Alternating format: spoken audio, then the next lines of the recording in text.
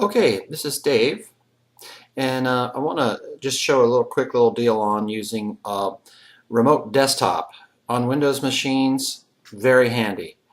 Now, I'm on a Windows 7 box, or Windows 7 machine, if you will, and I have another box just sitting next to it, another physical box, and on that physical box it's got Server 2008 R2, which I've already enabled remote desktop on. So let's try it. So what I'm going to do to make it easy to get there is in Windows 7 I'm going to come down and hit this button icon, Start Programs, I believe is what it's called. And right above it is the search box. So I left click into the search box and I start to type remote. As I type, wow, it already brings up remote desktop right at the top. So this is what I want right here. And this is the client. So I'm on the remote client here, and I want to remote onto my server. So in this case, I put in the server name. You'd have to know the name of the computer that you want to remote onto, and it has to be enabled. And I'm going to show that to you in a second. Hopefully, you'll see. Connect, and then I need to put in my credentials. Okay. I've already got the username is already cached in there. In this case, it's still the administrator.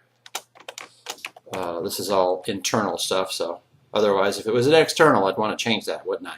From a security standpoint, so that people don't guess my username. They're halfway there to hacking into my box. So I put in the password. Let's see if we can get on.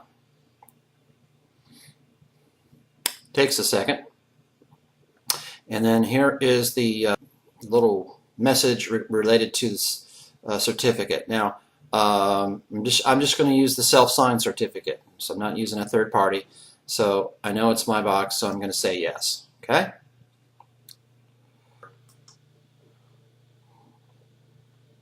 Let's close that. I'm now onto my server desktop. This is Server 2008 R2 that I have installed on this other box. So what that allows me to do is here's Hyper-V Manager, and by the way, it's easy enough to get to once you've got Server 2008. This is where you would get to it, right? It's just on the administrative tools. And mine's already open, so there it is. And you can see I've already got a virtual machine running. In this case, it's Windows 7 is already installed. So now I thought we were showing that a second ago. Let's see what... there it is. See, it makes it nice with these icons on the bottom. I can click and it goes away, click and it comes back up. And this is my virtual machine. It has Windows 7 installed in a virtual machine within Server 2008 R2 Hyper-V. Pretty cool, huh? I would say so. Now, I want to be able to remote onto this from my original box that we started on. Just installed this into this virtual machine. What I'm going to do here, to enable remote desktop, remote access, of course, everything starts down here, doesn't it? At the Start button, I'll call it. I'll right-click on Computer over in this right column. Left-click on Properties. Here's my remote settings right here. Okay, this is Windows 7. And then I'm going to say allow connections only from computers running remote desktop with network level authentication, more secure.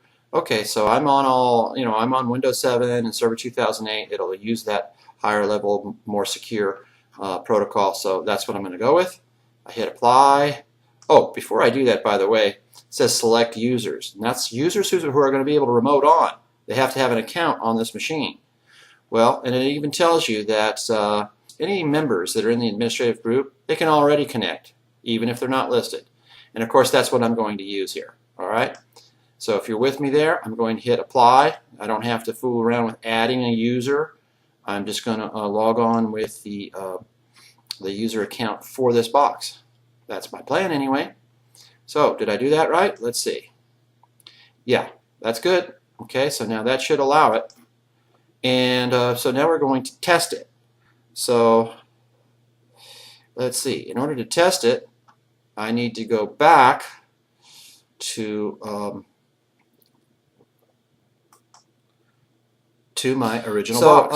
I want to show you now, because I went in earlier and showed you how to enable remote access. I'm now going to use the remote desktop protocol using the remote desktop client that comes with my Windows 7. And here's how I do it. I come down to the lower left, I click on the programs button, whatever you want to call that, and right away you've got the search box. I showed this to you earlier, so I start to type remote, and wow, before I've even typed 3 letters, it's remote desktop. It's right up here. So I'm hoping now I can connect to that that virtual machine, which I've named Dave-PC2, and like I showed you, if you log on with the admin credentials, you don't even have to add the admin. By default, anybody who's in the administrator group locally can remotely access the PC. That's how they set it up. Okay, so here we go. We'll attempt to do that. Let's see if this works. Whoops, it didn't like that.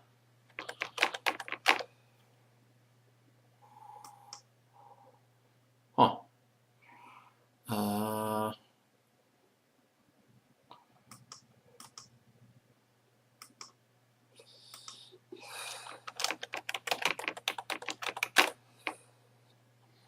Well, let's try it this way. By golly.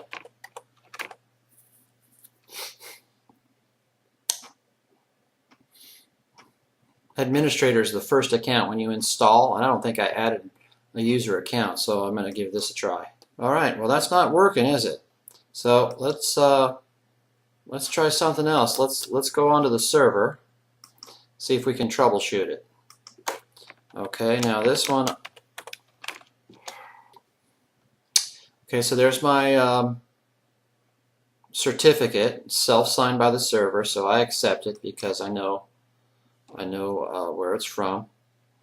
And then here's my Windows 7 machine right here. Now, I will tell you this regarding remote desktop.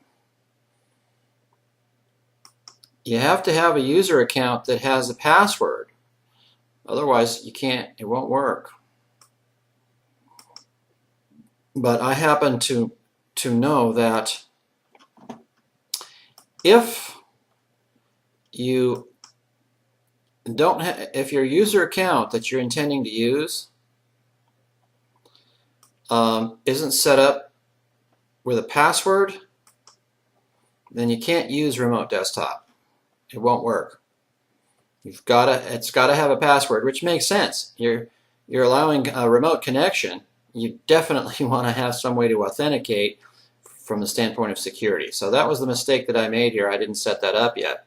So let's do that. For Dave, for the user account Dave, I'm going to create a password. This is the ticket right here. Once we do this, it should work. And of course you have to do it twice. You have to confirm. That's very helpful because that way you won't make a mistake entering a password and then not be able to log on because you're using the wrong password because you mistyped it. You can put a hint in. I'm hoping it'll just let me go without having to put in a hint.